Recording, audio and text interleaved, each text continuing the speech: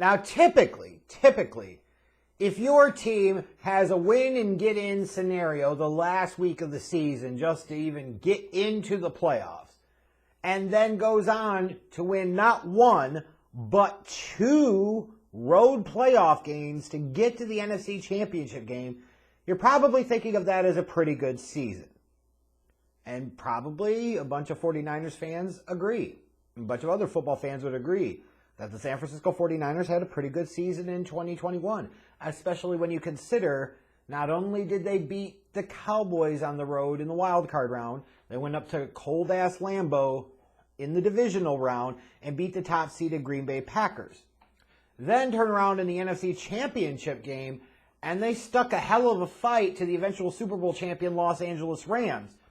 And for all intents and purposes, they were really a Jaquiski Tart dropped interception away from getting to the Super Bowl. We talk about the Rams and them going on to win the Super Bowl. They're lucky, damn near, that they got there. They really probably shouldn't have. So a lot of people would consider that a successful season, especially for a team like the 49ers that played in a division that had 3 playoff teams, deals with some of the typical injuries that you deal with, all of that. Lacking a big-name elite quarterback, they've got Jimmy Garbage Pail, and they make it to the NFC Championship game, and they're that close to the Super Bowl. You might think of that almost as a great season. Yet, when I look at the 49ers in 2021, I think it was a complete waste of damn time. What did you accomplish? How integral, really, was Jimmy Garoppolo in your playoff success? I mean, really. Really. If your special teams don't block a punt and return it for a touchdown in the divisional round against the Packers, you don't even get to the NFC Championship game to begin with. It was the defense and special teams that carried you that far. It certainly wasn't the offense. So to sit there and go all that way and yet ultimately not be able to get over the hump and get back to the Super Bowl, in part because of the offensive failings that revolve around your quarterback, Jimmy Garoppolo, it was a complete damn waste of time, especially when you consider how much this team dropped their pants in order to move up to the 3rd overall pick last year to draft Trey Lance. You don't move up that much and then give the kid basically no starting experience. That's stupid. Defeats the whole purpose of going and getting in the modern NFL a rookie quarterback under a rookie quarterback scale contract.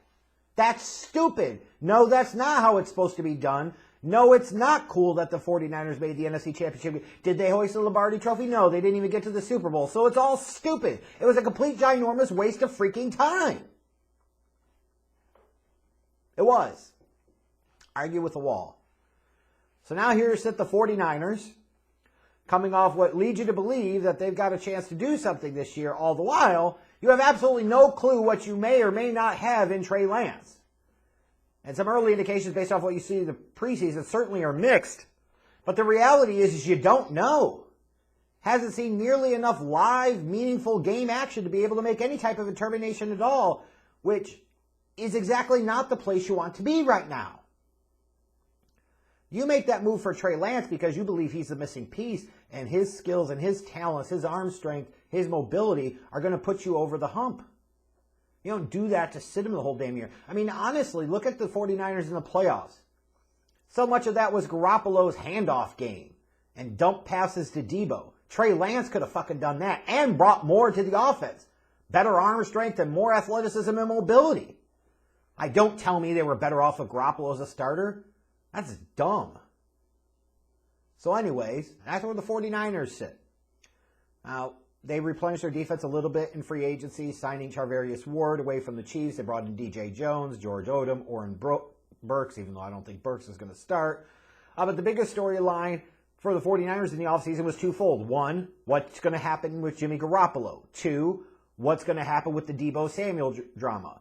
He doesn't want to be in San Francisco. He wants to get traded until he doesn't, and they get him a big contract, and he's back in the fold. So at least the 49ers did something right. But then, as you're making the clear pivot to what should have already happened in 2021, but is now happening in 2022 instead, and that is to Trey Lance being the starting quarterback for this team this year, they go at the 11th hour and 59th minute, I guess, and decide that they're going to bring back Jimmy Garoppolo. Well, we couldn't find a trade market for him, probably because he's not good enough. Or even if you want to blame it on the shoulder injury, blame it on whatever you want. The fact that they sat there and brought back Jimmy Garoppolo and now, oh, he's the highest paid backup in the league. Just clown school stuff. Call it as it is. And some of you are going to say, well, what happens if Trey Lance stinks? Or what happens if Trey Lance gets hurt? They can go back to Jimmy G. Then this stupid season was stupid too. It sucks. Hard to know what to make of the 49ers right now because there's such an unknown variable when you're talking about Trey Lance.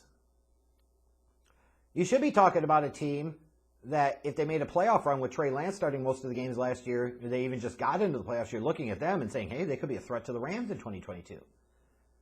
The fact is I don't know that they could be closer to being a threat to the Rams or closer to being battling out with the Seahawks for the bottom of the division.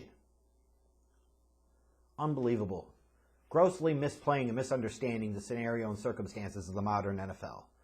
But when you look at this team, what do they have going in their favor? That suggests to you that Trey Lance could have a decent season and the 49ers could have a decent season. Well, you look at them offensively, they've still got Deebo Samuel, and he's a stud. George Kittle, when he's healthy, he's a stud. The 49ers under Kyle Shanahan are always going to be able to find a way to run the ball. And now with Trey Lance, they have a whole new element in the running game that they didn't have before. This is a team that has some playmakers on offense that will be able to gain yards, score points.